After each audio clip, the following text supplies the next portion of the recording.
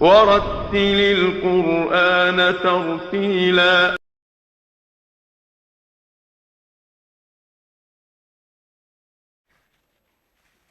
السلام عليكم ورحمة الله وبركاته. بسم الله الرحمن الرحيم، والصلاة والسلام على أشرف الأنبياء والمرسلين نبينا محمد عليه أفضل الصلاة وأتم التسليم.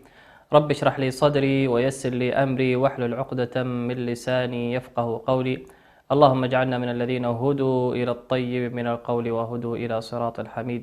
اللهم علمنا ما ينفعنا وانفعنا بما علمتنا وزدنا علما، إنك أنت العليم الحكيم. ربنا افتح بيننا وبين قومنا بالحق وأنت خير الفاتحين. أما بعد، فمرحبا بكم أعزائي المشاهدين في برنامجكم وفي قناتكم قناة سلام الفضائية، وفي برنامجكم ورتل القرآن ترتيلا. أشرف كتاب أنزل على نبيكم عليه أفضل الصلاة وأتم التسليم، على أشرف خلقه سبحانه وتعالى، وهو نبينا صلى الله عليه وسلم محمد بن عبد الله عليه أفضل الصلاة وأتم التسليم. قال نبيكم صلى الله عليه وسلم: خيركم من تعلم القرآن وعلمه. وقال عليه الصلاة والسلام: لا أقول ألف لام ميم حرف، ولكن أقول ألف حرف ولام حرف وميم حرف، والحرف بعشر حسنات، والله يضاعف لمن يشاء. أعزائي المشاهدين، نستقبل تلاواتكم على الأرقام التي تظهر على الشاشة طيلة مدة البرنامج، أو على حساب شبكة سلام الفضائية في منصات التواصل الاجتماعي، فمرحبا بكم مرة أخرى. كنا قد تكلمنا في الحلقات السابقة وقد وقف بنا المسير في تفسير سورة الماعون في جزء عامة، وها نحن نشرع في تفسير بإذن عز وجل في هذه الحلقة المباركة في تفسير سورة الكوثر. وبادئ ذي بدء سنقرأ السورة ثم نفسر ونشرح بعض المفردات فيها، ونأخذ بعض العبر التي تفيدنا في حياتنا الدنيوية وحياتنا الأخروية. فنبدأ على بركة الله. أعوذ بالله من الشيطان الرجيم. بسم الله الرحمن الرحيم.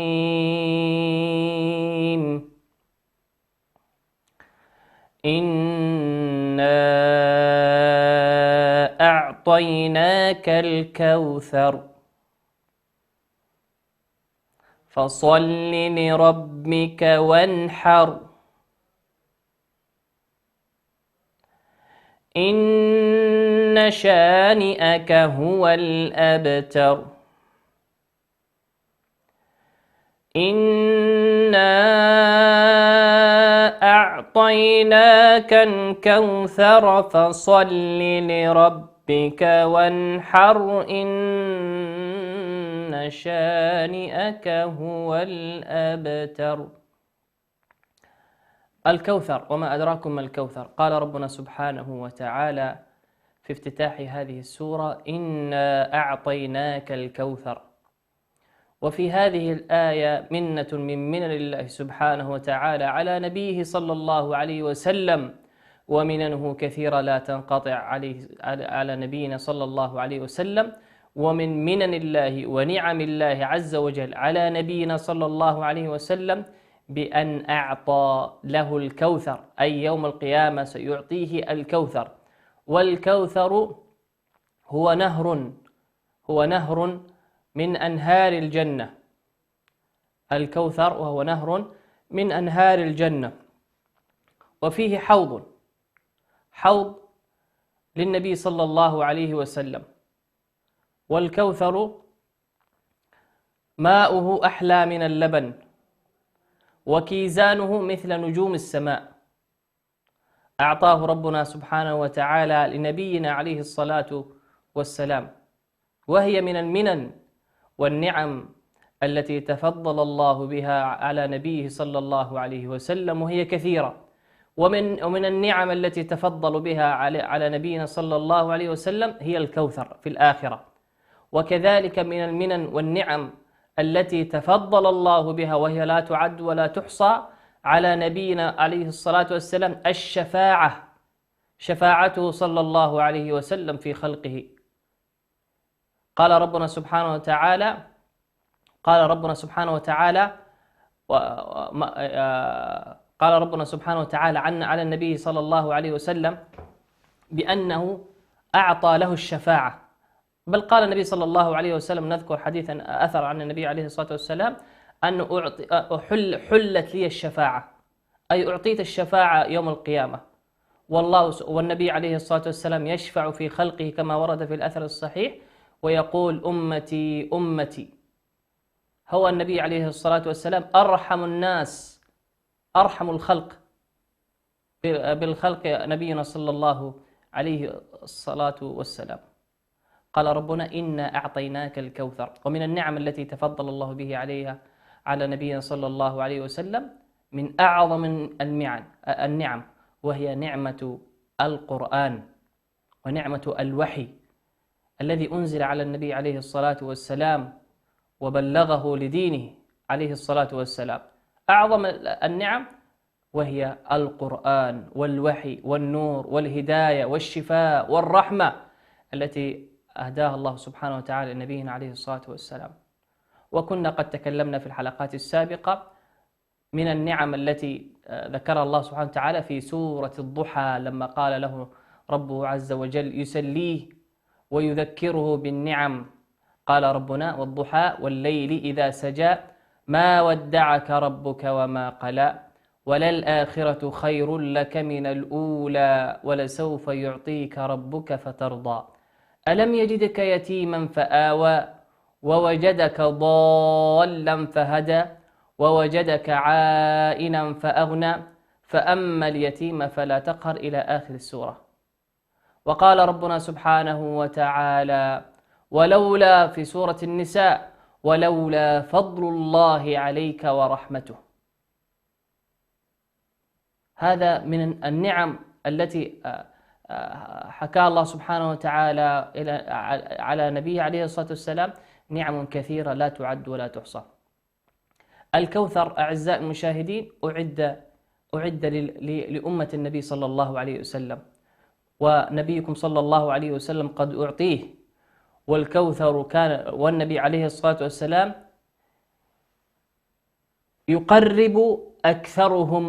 يقرب عليه الصلاة والسلام في حوضه وفي نهر الكوثر أكثر اتباعا لسنته عليه الصلاة والسلام، ويبعد عن حوضه عليه الصلاة والسلام أكثرهم بعدا عن سنة النبي صلى الله عليه وسلم وبغضا لها. ولذلك نتكلم عن حقوق النبي صلى الله عليه وسلم علينا. حقوق النبي عليه الصلاة والسلام من أبرزها الإيمان به والتصديق بما أخبر عليه الصلاة والسلام. أولا من حقه عليه الصلاة والسلام أن نؤمن به بأنه رسول ونبي مرسل من عند الله سبحانه وتعالى، وبأنه أوحي إليه صلى الله عليه وسلم، وأنه صادق فيما أنزل إليه ومبلغ وأمين فيما أمر به، والتصديق فيما أخبرنا به عليه الصلاة والسلام. أولا التصديق والإيمان به. ثانيا اتباعه سنته صلى الله عليه وسلم. قال ربنا سبحانه وتعالى قل إن كنتم تحبوني فاتبعوني، قل إن كنتم تحبون ربكم فاتبعوني يحببكم ربكم، قل إن كنتم تحبوني فاتبعوني يحببكم ربكم. قال نبينا صلى الله عليه وسلم في الاتباع أن الإنسان يتبع ما يؤمن به، لا يكفي الإنسان أن يصدق ويؤمن في قلبه، لابد من الإيمان يعقبه قول وعمل. الإيمان يعقبه قول وعمل. النبي عليه الصلاة والسلام لما سأل أحد الصحابة قال كيف أصبحت، وفي رواية لبعضهم قال كيف أمسيت؟ قال أمسيت مؤمنا وكذا وكذا. قال فما حقيقة إيمانك؟ يعني ما أثر هذا الإيمان على أعمالك وفي يومك وليلتك. لذلك من حق عليه الصلاة والسلام الحق الثاني اتباع سنته عليه الصلاة والسلام. كذلك من حق النبي عليه الصلاة والسلام كثرة ذكره عليه الصلاة والسلام آناء الليل وأطراف النهار، كثرة ذكره عليه الصلاة والسلام. قال نبيكم صلى الله عليه وسلم: من صلى علي صلاة واحدة صلى الله عليه بها 10. وقال النبي صلى الله عليه وسلم لذلك الصحابي الذي قال: يا رسول الله كم أذكرك؟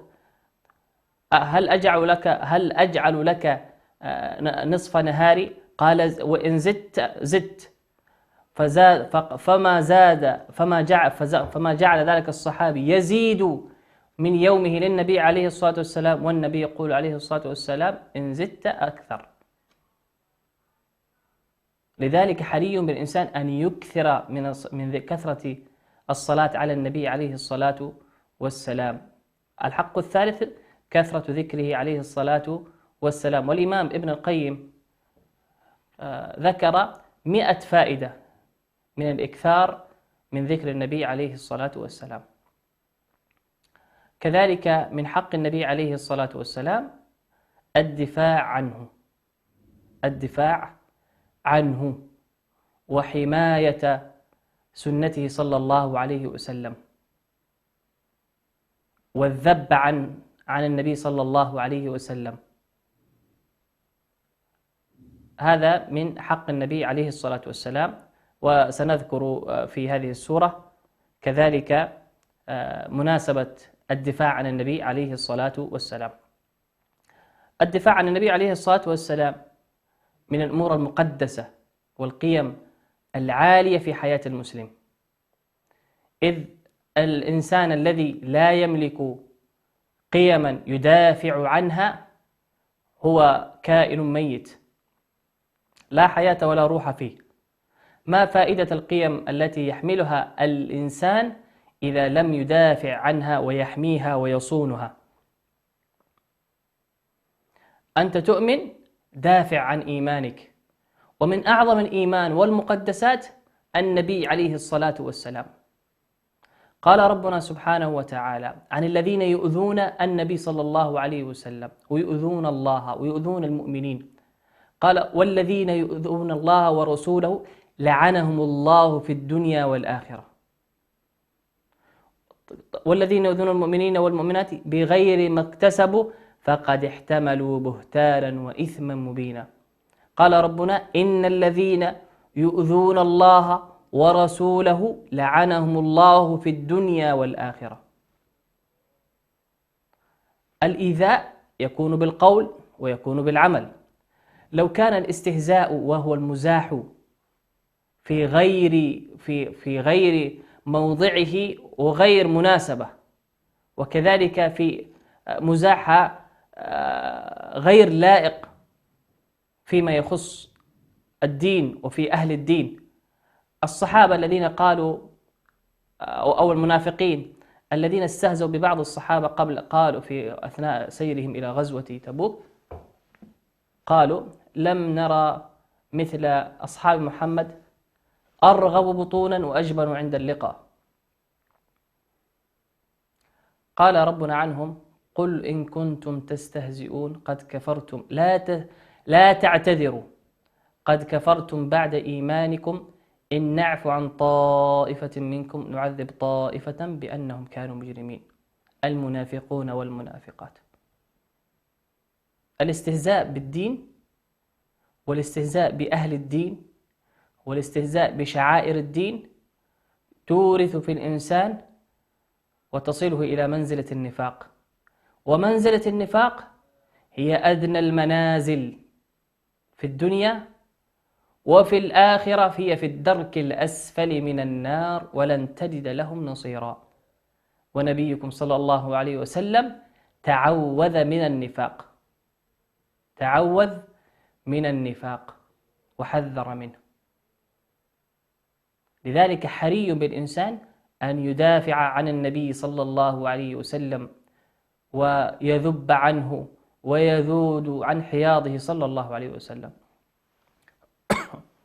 الصحابة رضوان الله تعالى عليهم في غزوة أحد فدوا النبي صلى الله عليه وسلم بأرواحهم ومهجهم، بل بعضهم ما قطعت أصابعه وأنامله ولم يعرف، بل بعضهم حمى النبي صلى الله عليه وسلم بصدره رضي الله تعالى عنه، وكثرة النبال كما قال أهل السير كأنه حيوان قنفذ من كثرة النبال عليه والسهام، وهو يذب عن النبي صلى الله عليه وسلم. بل بعضهم حمل النبي عليه الصلاة والسلام على كتفه في غزوة أحد. ولذلك أشرف الصحابة رضوان الله تعالى عليهم وكلهم شريف في الذب عن عرضه عليه الصلاة والسلام. نذكر مثالا أبو بكر الصديق رضي الله تعالى عنه حينما حمى النبي صلى الله عليه وسلم بماله وحماه بأهله وحماه بنفسه وروحه، لما أتى إلى النبي صلى الله عليه وسلم أتى إلى حوض الكعبة فوجد أن المشركين يؤذون النبي عليه الصلاة والسلام أشد الإيذاء. فماذا قال لهم أبو بكر الصديق؟ قال: أتؤذون رجلا يقول ربي الله؟ فما كان منهم إلا أن ضربوه حتى أدموه. يقول: ثم سمعت أحد بناته بما يتعرض أبيها فذهبت وأخذت أبيها، وهو أبو بكر الصديق رضي الله تعالى عنه وهو يتهادى بين الرجلين، فأجلسوه وقد غطت الدماء وجهه رضي الله تعالى عنه. فلما استفاق أول ما قال: ما صنع رسول الله صلى الله عليه وسلم. هذا هو حب الصادق، الحب لأهل الدين، الحب للدين ولأهله والمقدساته، يذود عن حياض الدين ويفدي النبي عليه الصلاة والسلام بروحه ومهجه. قال: ما فعل رسول الله صلى الله عليه وسلم. أول كلمة نطقها بعد هذا الإيذاء الشديد من كفار قريش لأبو بكر الصديق، قال: ما صنع رسول الله، ما فعل رسول الله. نسي نفسه ونسي دماءه ونسي ضربه ونسي أوجاعه، كل ذلك لأجل النبي صلى الله عليه وسلم. والقصص في الدفاع عن النبي صلى الله عليه وسلم وحب الصحابة للنبي عليه الصلاة والسلام قصص تذكر ولا تنسى، وقصص عجيبة في حب الصحابة رضي الله تعالى عنهم لنبينا صلى الله عليه وسلم. وما وصلنا هذا الدين إلا بحبهم الصادق وتضحياتهم النبيلة رضي الله تعالى عنهم أجمعين.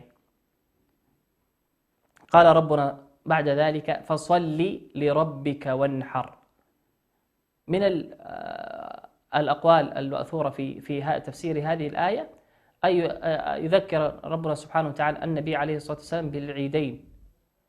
قالوا بالعيدين: عيد الأضحى وهو الذي فيه النحر أي الذبح والهدي، وفصل قيل وهو عيد الفطر. قال ربنا سبحانه وتعالى: فصل لربك وانحر. الصلاة أمران في هذه الآية: الصلاة والنحر والذبح والتقرب إلى الله سبحانه وتعالى بذبح الهدي في الحج.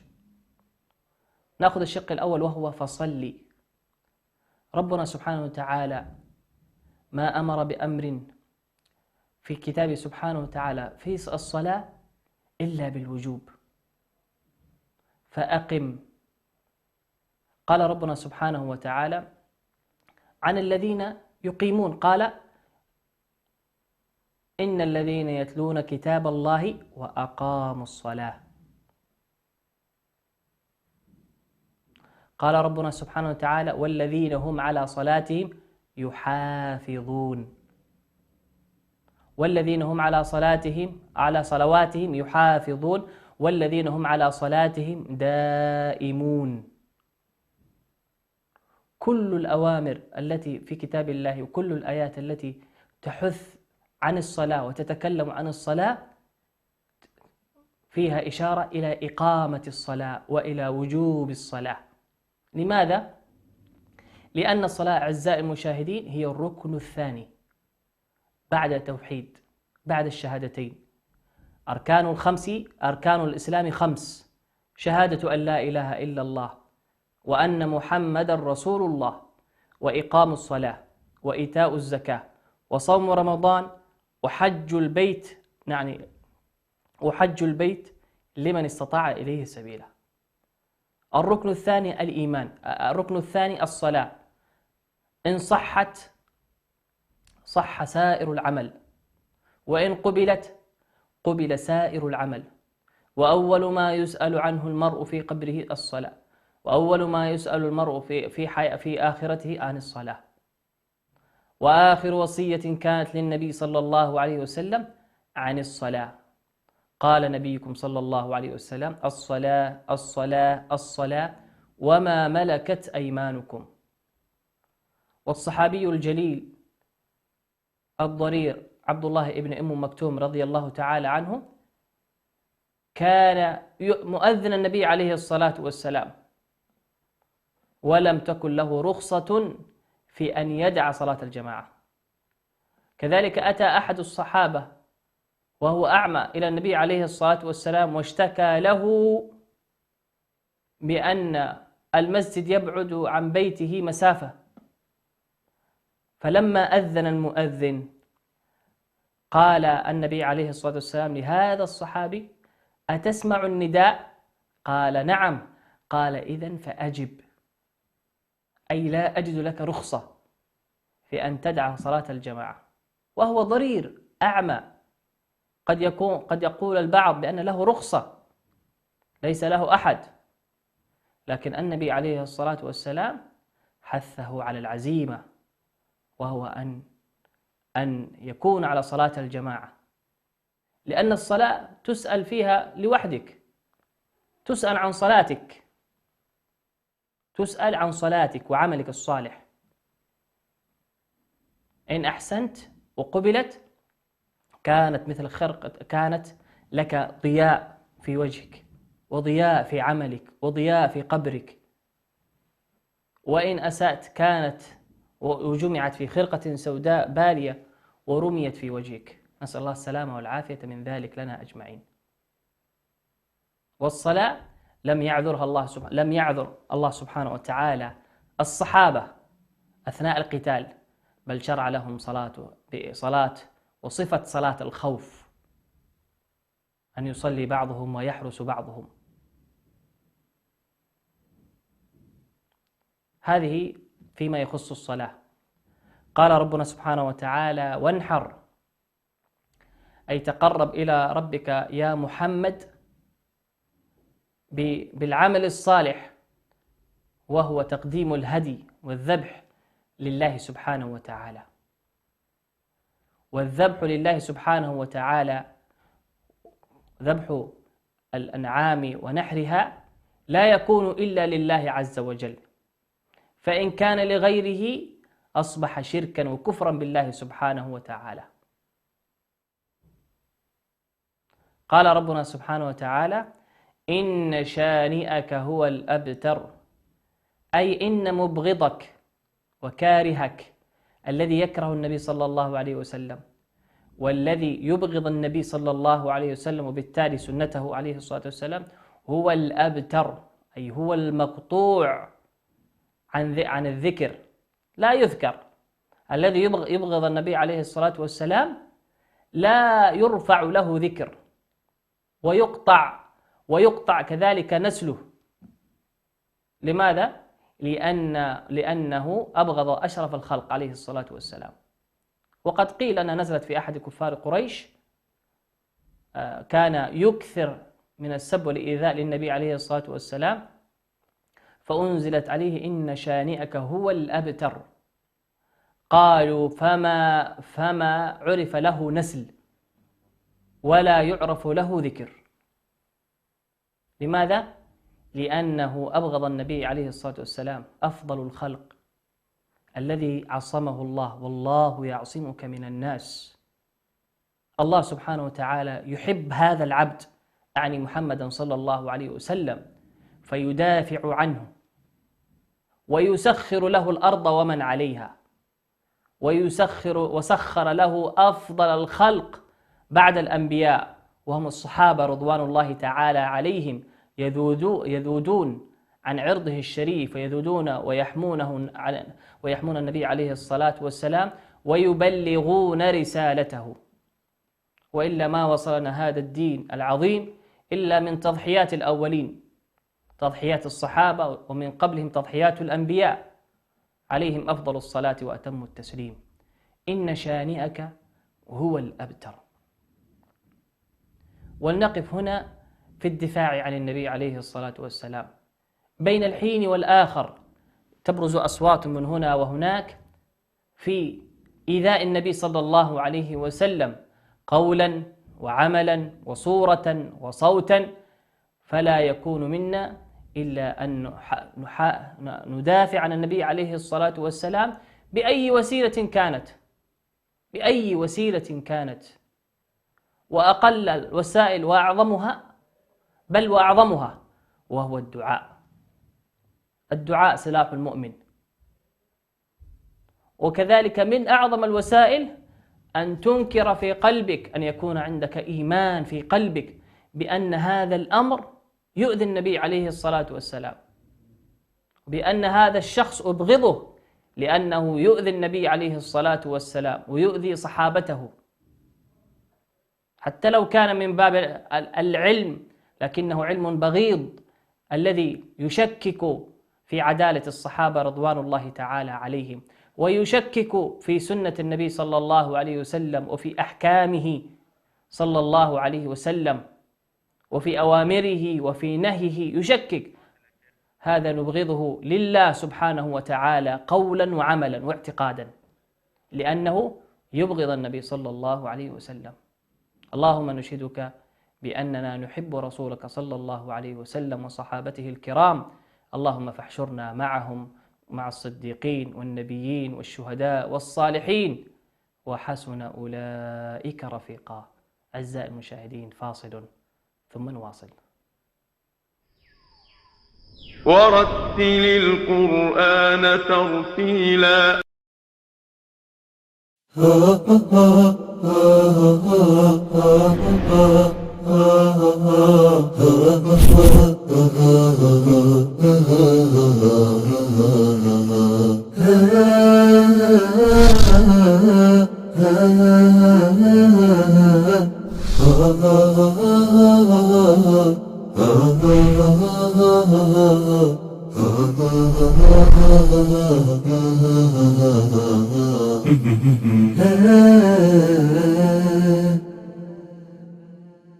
هي أهم المواضيع التي نخوض فيها نحن الشباب ولا نكف الحديث عنها؟ أو ما هي الأمور الدارجة التي أصبحت تسيطر على جل اهتماماتنا وآرائنا؟ وماذا ينتظرنا في المستقبل وكيف نعد له؟ لنؤكد على أهمية هذه الفئة العمرية، ولنكذب من قال إن الشباب رداء اللهو واللعب. يدور برنامجنا الشبابي حول سلسلة من المواضيع التي تهم الشباب على نحو خاص وتتناول قضاياهم الدارجة، ونحاول الاقتراب إلى كل ما يجول في خواطرهم ويشغل تفكيرهم وطرح الحلول والآراء الممكنة، والخوض في العالم الرقمي والرياضي والثقافي وكل ممتع مفيد. ترقبونا في حلقة أسبوعية على شاشة قناة سلام الفضائية. أنس وصحاب في ساعة شباب.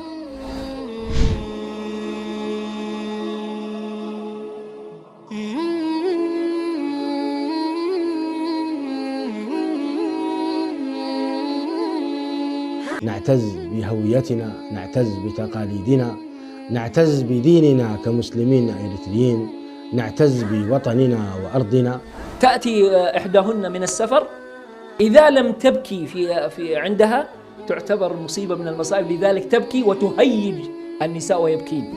حتى لو كان الجواز في جيوبهم، هو في جيبهم ولكن ليس في قلبهم. إذا ثبت أنه والله يؤذي عباد الله، وبل ربما يصل بسحره إلى أن يقتل، هذا ما في خلاف أن إذا سحره الذي فعله قتل إنسان فإنه يقتل. لكنه لو قال أنه هذا للذكور من أبناء من ذريتي دون الإناث مثلا، هذا قال العلماء هذا وقف جائر ولا يجوز ويحرم هذا الوقف. الشعب الإريتري الآن كثير من الشباب يهرب من بلده.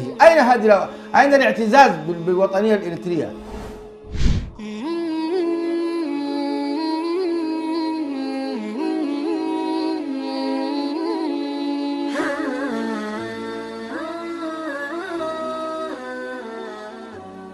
أبدأ بسم الله والرحمن وبالرحيم دائم الإحسان، فالحمد لله القديم الأول والآخر الباقي بلا تحول. أكرم بقوم أكرموا القرآن، وهبوا له الأرواح والأبدان. وكما قال الشاعر: الحي حي من حياة لسانه، فإذا أبيد من اللسان أبيد.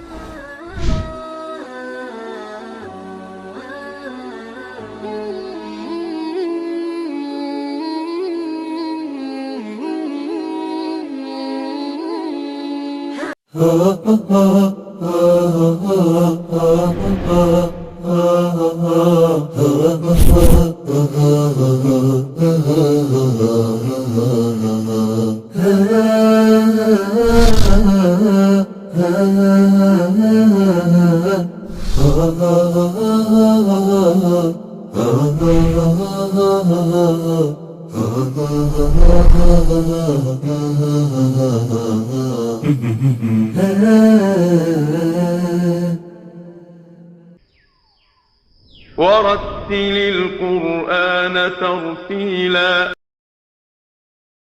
السلام عليكم ورحمة الله وبركاته. مرحبا بكم مرة أخرى أعزائي المشاهدين في برنامجكم برنامج ورتل القرآن ترتيلا.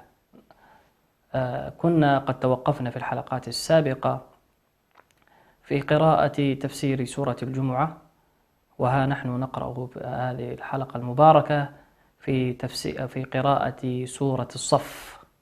وكنا قد أخذنا في الحلقات السابقة وهي مراجعة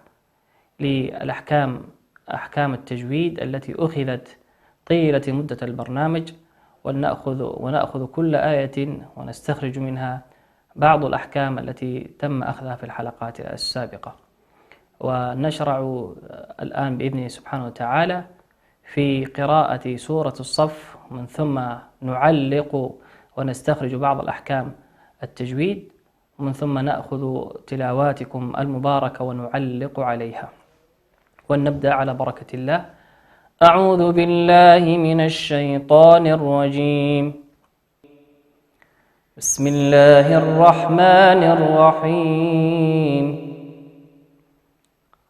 سبح لله ما في السماوات وما في الأرض وهو العزيز الحكيم. يا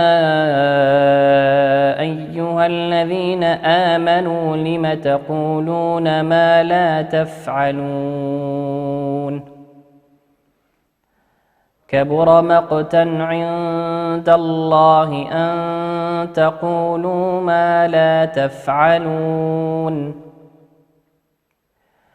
إن الله يحب الذين يقاتلون في سبيله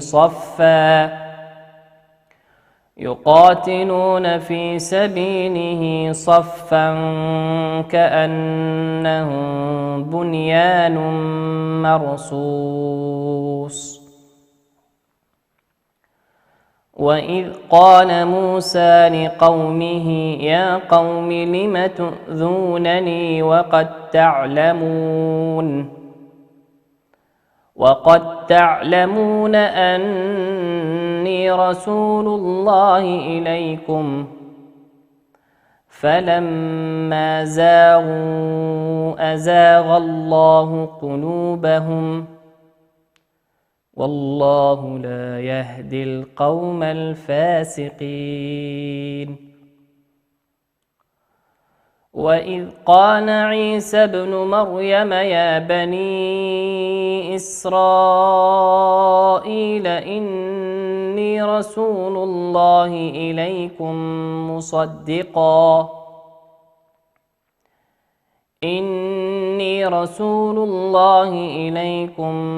مصدقا لما بين يدي من التوراة ومبشرا برسول يأتي من بعد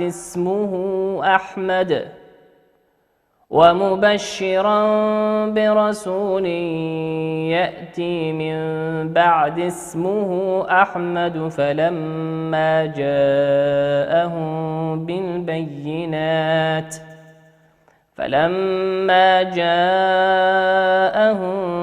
بالبينات قالوا هذا سحر مبين. ومن أظلم ممن افترى على الله الكذب وهو يدعى إلى الإسلام والله لا يهدي القوم الظالمين. يريدون ليطفئوا نور الله بأفواههم والله متم نوره ولو كره الكافرون. هو الذي أرسل رسوله بالهدى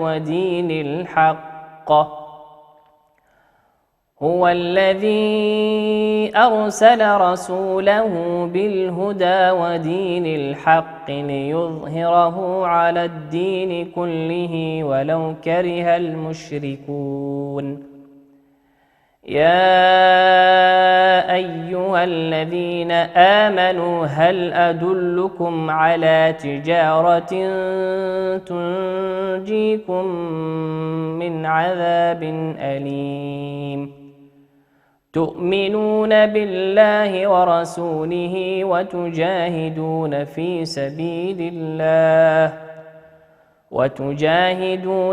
سبيل الله بأموالكم وأنفسكم ذلكم خير لكم إن كنتم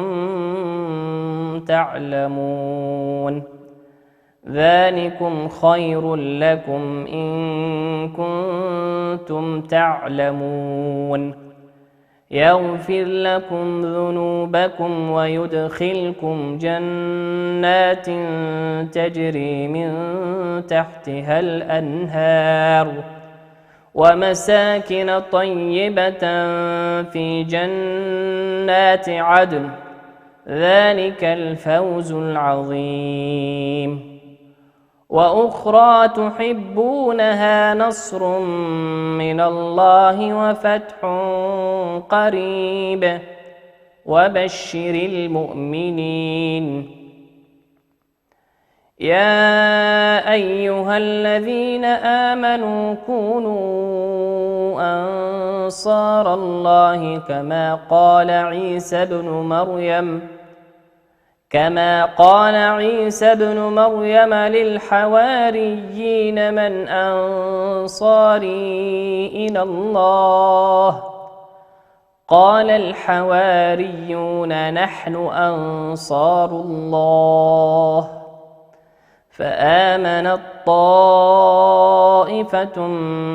من بني إسرائيل وكفرت طائفة فأيدنا الذين آمنوا على عدوهم فأصبحوا ظاهرين.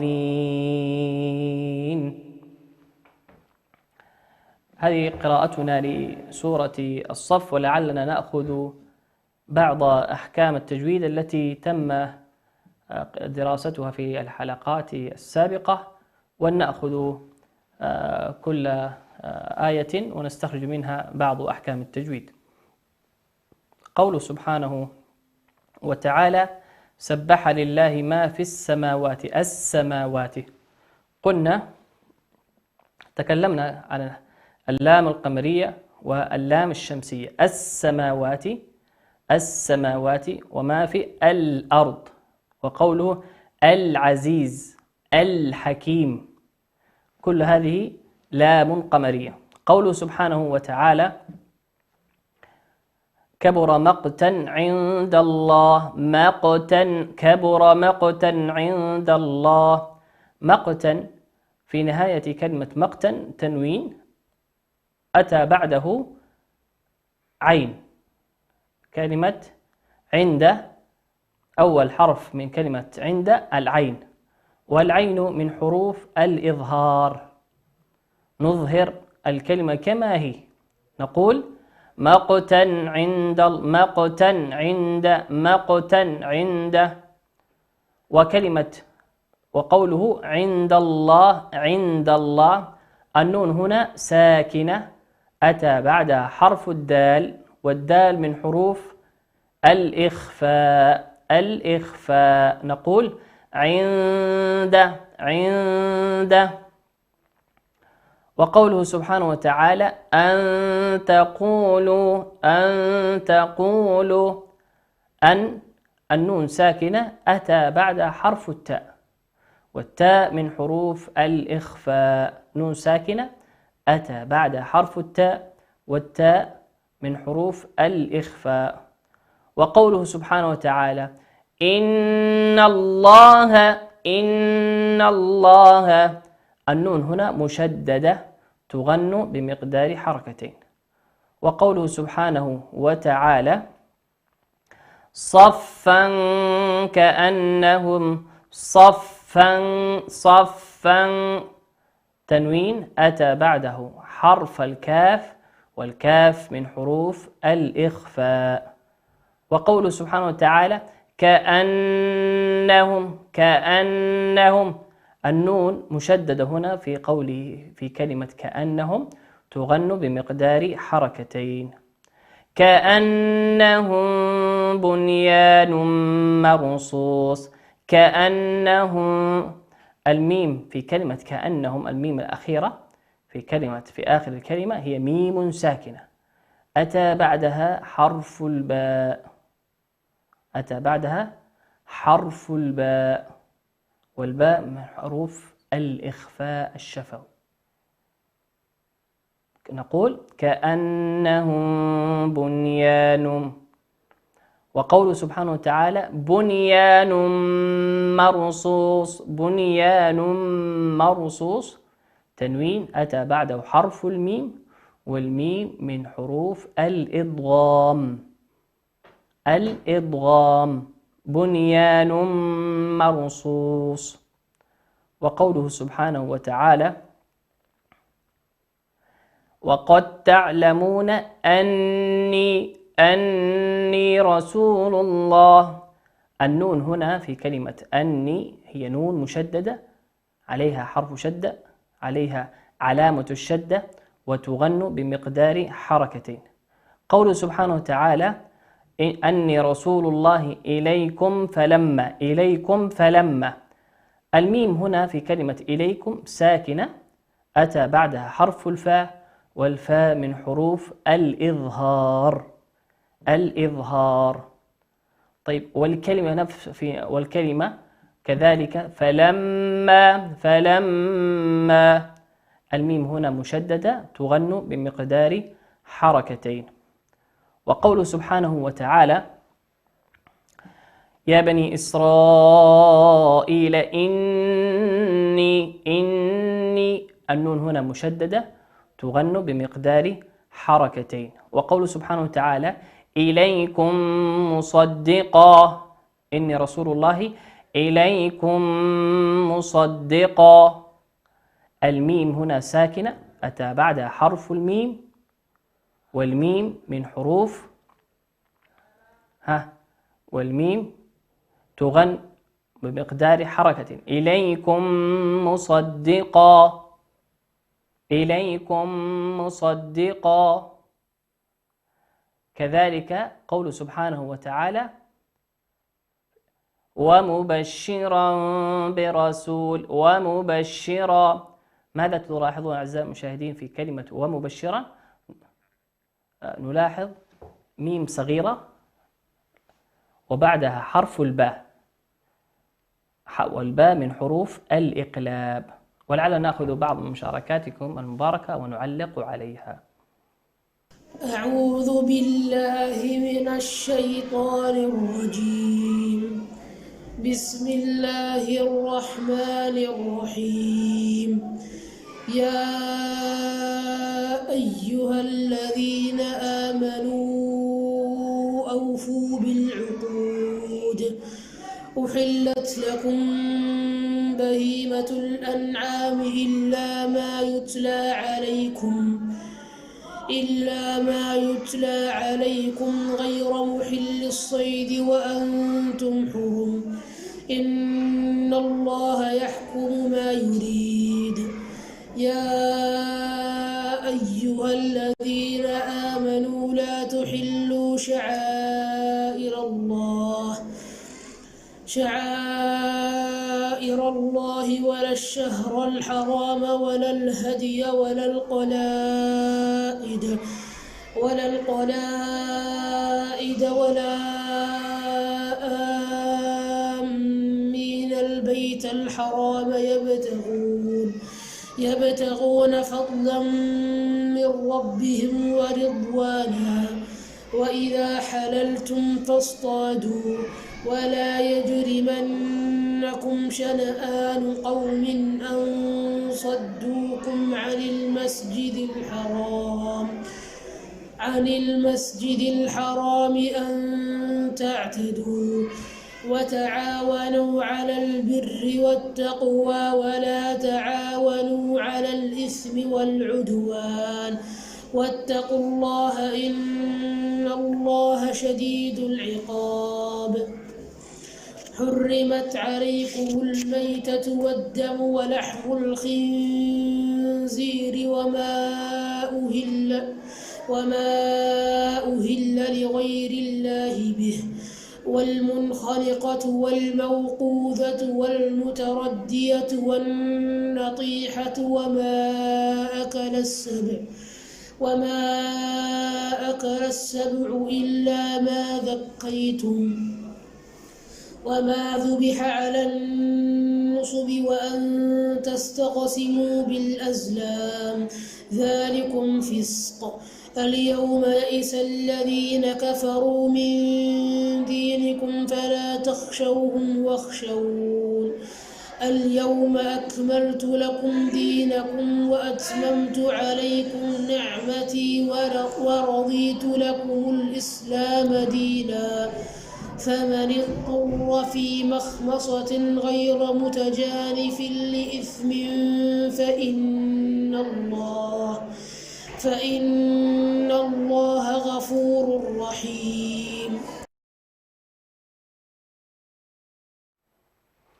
أحسنت وبارك الله فيك ونفع الله بك. قراءة جيدة، ولعل يتنبه إلى مراعاة أحكام التجويد التي تم أخذها في الحلقات السابقة. كنا قد وصلنا كذلك في قوله ومبشرا برسول. قلنا التنوين بعده حرف الباء، والباء من حروف الإقلاب. وقوله من بعد نون ساكنة فوق حرف الميم للدلالة على حكم الإقلاب، لأن بعد النون يأتي حرف الباء، والباء من حروف، والباء حرف الإقلاب. فلما قلنا ميم مشددة تغن بمقدار حركتين. فلما جاءهم بالبينات ميم ساكنة أتى بعدها حرف الباء. بعد ذلك قالوا هذا سحر مبين. سحر تنوين أتى بعده حرف الميم، والميم من حروف الإضغام بغنة. أعزائي المشاهدين، لعلنا قد وصلنا إلى نهاية هذه الحلقة المباركة في برنامجكم المبارك. نود لفت انتباهكم إلى أننا نستقبل تلاواتكم على الأرقام التي تظهر على الشاشة طيلة مدة البرنامج، وكذلك نستقبل على حساب شبكة سلام الإعلامية الفضائية في منصات التواصل الاجتماعي. ونذكركم بحديث نبيكم عليه أفضل الصلاة وأتم التسليم: خيركم من تعلم القرآن وعلمه. جعلنا الله وإياكم من أهل القرآن الذين هم أهل الله وخاصته. إلى لقاء قادم آخر، أستودعكم الله الذي لا تضيع ودائعه، والسلام عليكم ورحمة الله وبركاته. ورتل القرآن ترتيلا.